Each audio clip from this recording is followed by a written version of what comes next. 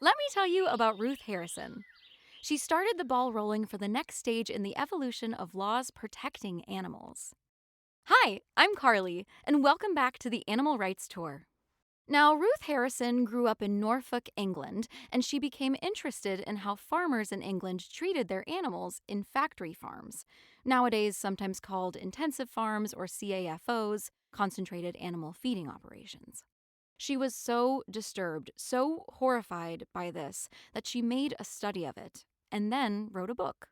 The book came out in 1964, and it was called Animal Machines, and it started a debate that changed the way we think about animal welfare laws. It's still around, you can get a copy today, and her report is quite shocking. Ruth was on her way to being an actor. She had graduated from the Royal Academy of Dramatic Art, RADA, in London.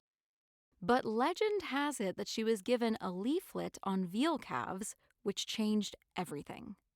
She started visiting factory farms and wrote about the conditions she saw. She wrote chapters on the treatment of dairy calves, caged hens laying eggs, overcrowding for pigs, the use of antibiotics, hormones, tranquilizers, and growth stimulants.